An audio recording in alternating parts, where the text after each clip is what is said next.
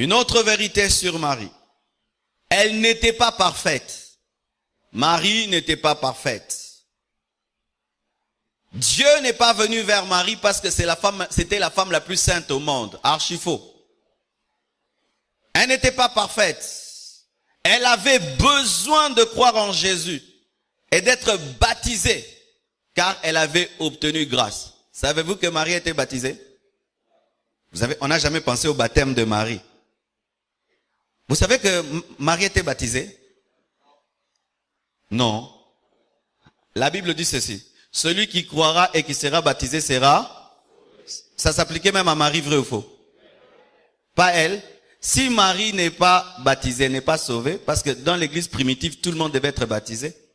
Et si elle était dans la chambre haute, donc elle respectait toute la doctrine de Jésus, parce que Jésus a dit attendez, elle aussi elle a attendu. Elle a dit soyez baptisés, elle était baptisée. Et on n'est baptisé que si on est imparfait.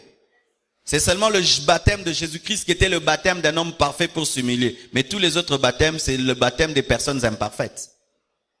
Et la Bible dit, lorsque vous prenez ce passage qui prouve que Marie n'était pas parfaite, voici le verset qui prouve que Marie n'était pas parfaite. Luc 1, verset 28. La Bible dit ceci. Luc 1, verset 28. L'ange entra chez elle et dit, je te salue, toi à qui une grâce a été faite. Le Seigneur est avec toi. Amen. Troublée par cette parole, Marie se demandait ce que pouvait signifier une telle salutation. L'ange lui dit, ne crains point, Marie, car tu as trouvé grâce devant Dieu. Si c'était un mérite, elle n'allait pas avoir peur, parce qu'on n'a jamais peur de sa récompense. Alléluia. Si Marie méritait d'enfanter Jésus-Christ par sa sainteté, elle n'allait jamais être troublée. Elle était troublée parce qu'elle a obtenu une faveur imméritée. Et qu'est-ce que la grâce? La grâce, c'est une faveur imméritée. C'est-à-dire quoi?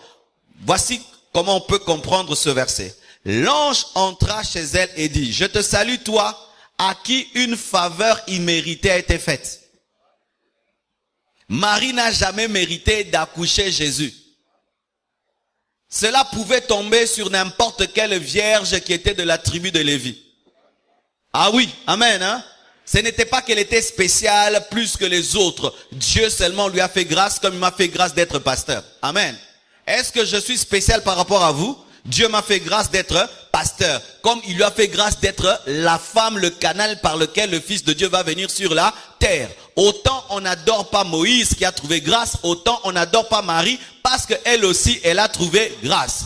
Pour être adoré, il faut être digne. Il ne faut pas trouver grâce. Jésus n'a pas trouvé grâce d'être adoré. Il est digne. Dans le domaine de Jésus, on dit tu es digne de recevoir l'honneur, la gloire et la puissance. On ne parle jamais de la grâce. Jésus n'a pas obtenu grâce. Il est digne, il a mérité parce qu'il est saint, il est Dieu, il est parfait. Mais Marie a trouvé grâce. Celui qui trouve grâce ne peut pas être prié parce qu'il a trouvé grâce comme toi qui cherches la grâce. Alléluia. L'ange précise, il dit Marie, tu as trouvé grâce, grâce.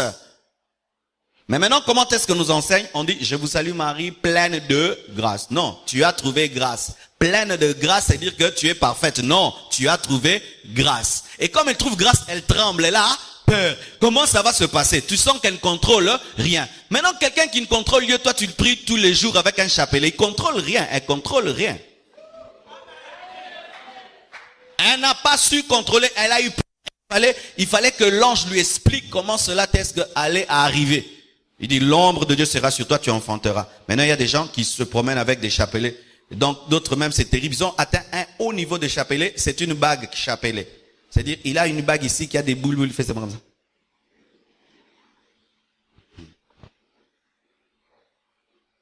Marie n'a jamais mérité, comme toi tu n'as pas mérité. Elle n'était pas parfaite. Elle avait besoin de croire en Jésus.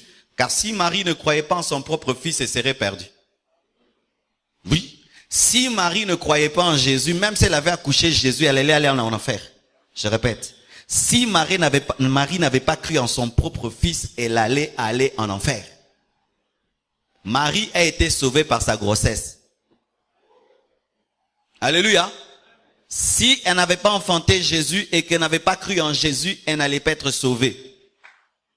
Ce n'est pas que d'un côté Marie est sainte sans Jésus. Elle est sainte, même pas parce qu'elle a accouché Jésus. Elle est sainte parce qu'elle a cru en Jésus qui la sanctifie.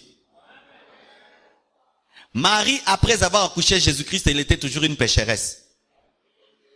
Elle avait besoin aussi de l'œuvre de la croix, comme toi et moi. Lorsqu'elle était au bas de la croix, elle avait besoin du salut de Jésus. Elle avait besoin que Jésus meure pour elle, qu'il ressuscite pour elle. Oh, alléluia. Tu es troublé? C'est la vérité. Elle était au bas de la croix et Jésus était son sauveur.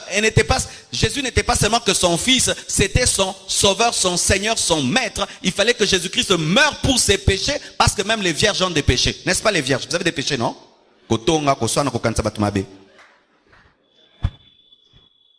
Ah oui, parce que les gens maintenant mettent la virginité, c'est la sainteté. Non, mais il y a beaucoup de vierges qui sont jalouses, orgueilleuses, vantardes.